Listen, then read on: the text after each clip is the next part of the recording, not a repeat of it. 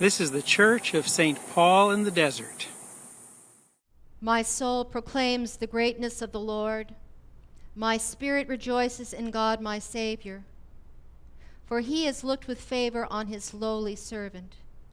From this day all generations will call me blessed. The Almighty has done great things for me, and holy is his name.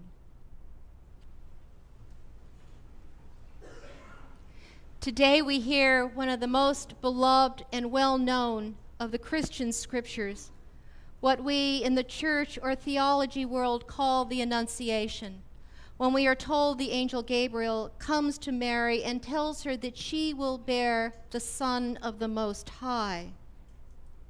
And in gracious response, especially when you think the trepidation, maybe even the fear, and the wonder Mary felt at all that was now before her, said in gracious response, "Here am I, the servant of the Lord.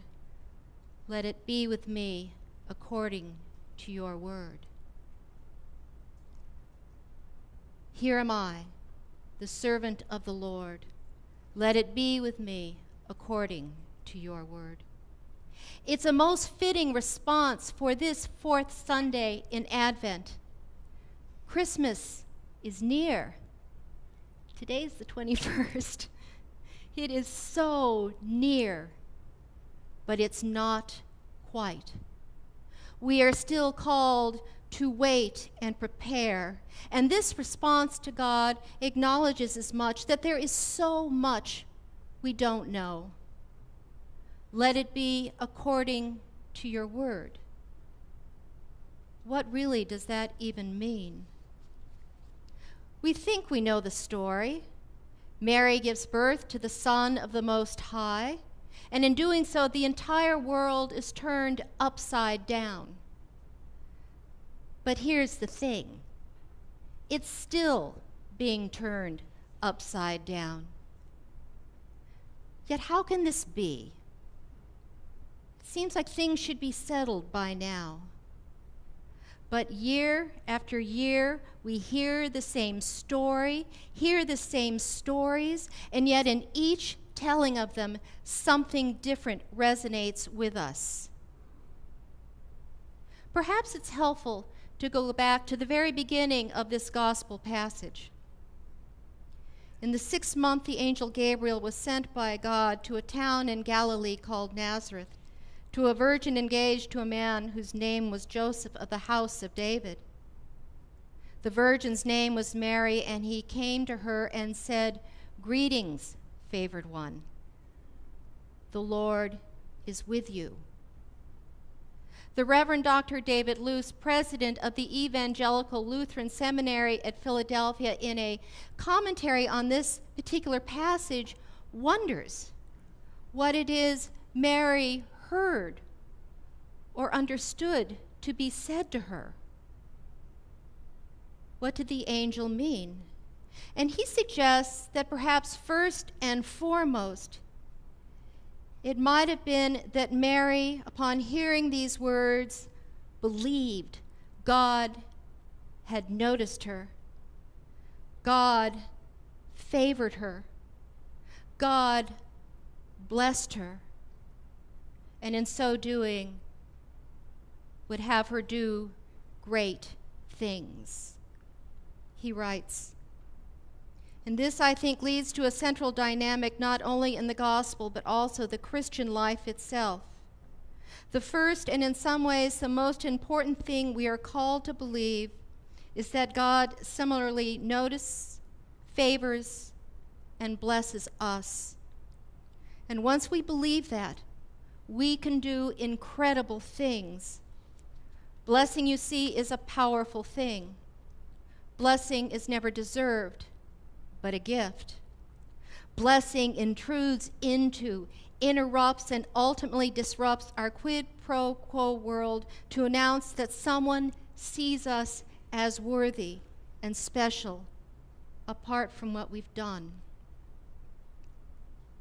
And herein perhaps lies one of the great lessons of this time of year. Advent is not just the 4 weeks before Christmas. Advent is a way of life, because this blessing, God's blessing, continually intrudes into, interrupts, and ultimately disrupts our quid pro quo world. Some of you may know a little bit about my story. Andrew, after hearing this sermon a couple times, certainly does. But the fact that I'm wearing this funny collar still remains a bit of a surprise, even though I've been ordained now for 14 years. I grew up going to the Episcopal Church. My father worked for IBM, which some people call I've been moved. And so we moved about every 2 years. And so one of the few constants in my life was the Episcopal Church. And even though every church looked a little different, the people were a little different, the similarities were very comforting. The liturgy. But one of my most profound childhood memories of this is how they all smelled the same. Probably from the incense. But when I was in high school, it didn't resonate with me quite so much anymore, and I began what I can only characterize as a rather odd turn towards evangelical fundamentalism. My father had lost his job, and life was confusing. My parents were doing all they could to simply keep the family afloat. My younger brother and I were pretty much left to fend for ourselves. So I think what I needed was more certainty, some concrete answers as to why certain things happen in life, and this type of Christianity provided that for me. But about 2 years into college, thanks be to God, I regained a sense of self. And completely disillusioned with church and Christianity, walked away for close to 20 years and didn't darken the door of any church other than the occasional wedding or funeral during that entire time. But then in my 30s, when life again felt a little confusing, I felt this pull, this tug to return to the church of my childhood. I didn't need certainty any longer, but I did need a foundation. I think I needed to grow up to appreciate what I had all along. So one Sunday, I found myself at St. Paul's Cathedral in San Diego, sitting in the back row, arms folded, and it was good. But a lot had changed in the years I'd been gone. There was a new prayer book, which was almost 20 years old at that point, but still called the New Prayer Book. But perhaps most surprisingly, there were women at the altar. Now, when I left church, girls and women were not even allowed to serve as acolytes. So this was jarring. Good, but jarring. So I kept going. About a year later, one Sunday I was there. I think I was a lector, so I was sitting in the front row.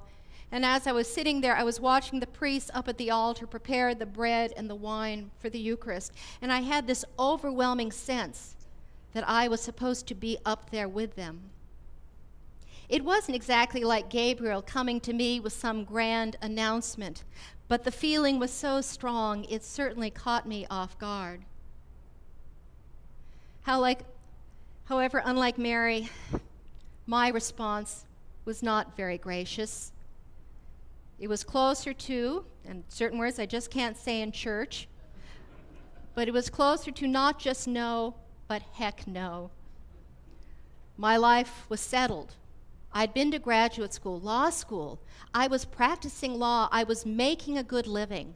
I was dating a nice man, but he was certainly not a church person. And if I took this route, I knew that that would be more than he could bear.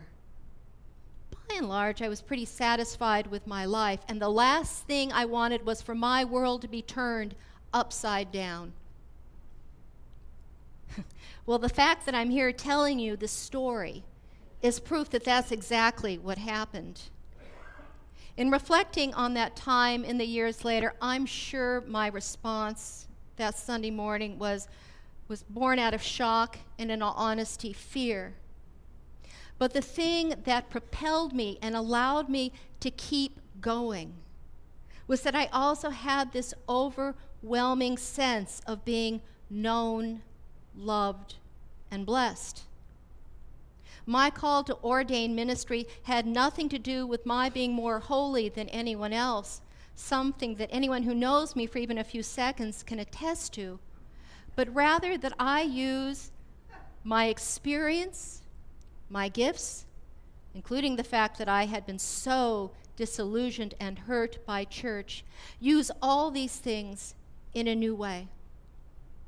It was ultimately very freeing.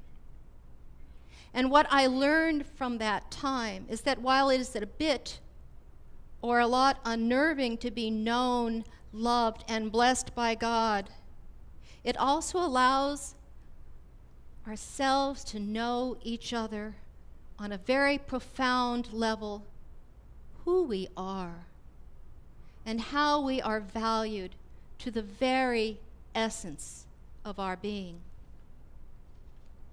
So, on this fourth Sunday in Advent, as we prepare and wait for the incoming of God among us once again in a new way, may I suggest that part of our preparation and waiting is to listen for that voice of the angel, because it comes to all of us.